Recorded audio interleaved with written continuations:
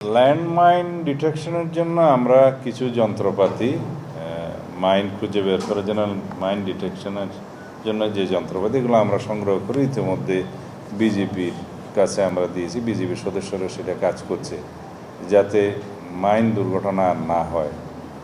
আর কাঁটাতারের বেড়ার বিষয়ে আপনি যেটা বলছেন যে মায়ানমার সীমান্তটা আমাদের জন্য এখন খুবই ভালনারেবল হয়েছে বিভিন্ন কারণে। সেটার সাথে অন্য দেশের যে কাঁটাতারের নির্মাণের বিষয়টা একটু different.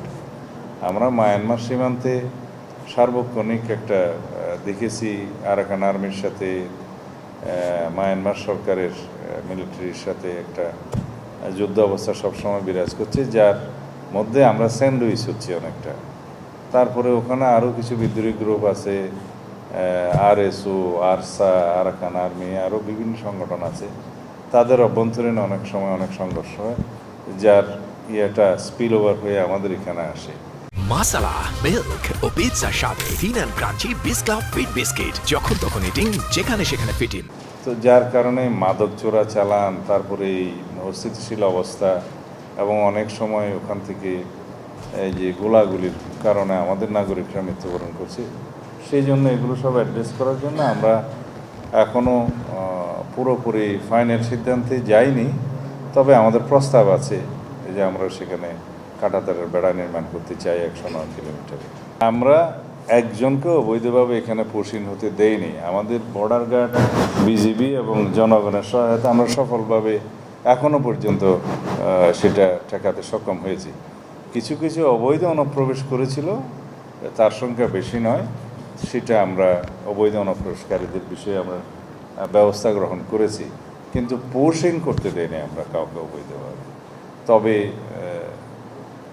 West Bengal government newly elected হওয়ার পরে ওখানে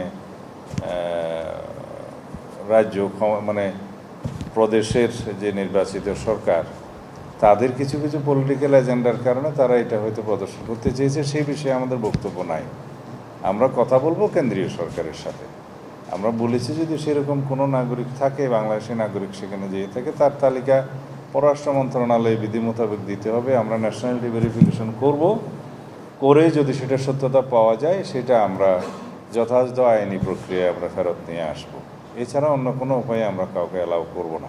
মেজর অবসরপ্রাপ্ত মুজাফফর নামে যে আসামিকে গ্রেফতার করা হয়েছে, তার অন্যান্য সহযোগীদের যে বিচার সেটা সামরিক আদালতে হয়েছে তখনকার সময়ে। সেখানে কিছু ফাইন্ডিংস আছে। তিনি পলাতক ছিলেন, দীর্ঘদিন ভিন্ন নাম ধারণ করে পার্শ্ববর্তী দেশে পলাতক ছিলেন। এখানে আসার পরে আমরা যখন জানতে পেরেছি আমাদের গোয়েন্দা সংস্থার ইনফরমেশনের ভিত্তিতে, তাকে আমরা গ্রেফতার করে সেনা আইনেই বিচার করার জন্য আমরা সেনাবাহিনীর কাছে হস্তান্তর করেছি।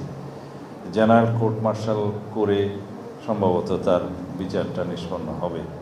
আগে যারা একই মামলায় শহীদ রাষ্ট্রপতি জিয়াউর রহমানের হত্যা মামলায় কনভিক্টেড হয়েছে বা এক্সিকিউটেড হয়েছে, সেই রায় অনুসারে তার মধ্যে তার বিষয়ে কোনো ফাইন্ডিংস আসে কিনা সেটা সেই জেনারেল কোর্ট মার্শাল দেখবে সেই আইনে। এখানে আমাদের সিভিল লতে তাকে এখন আবার মামলায় অন্তর্ভুক্ত করাটা কতটা আইনসম্মত হবে সেটা তখন দেখা যাবে।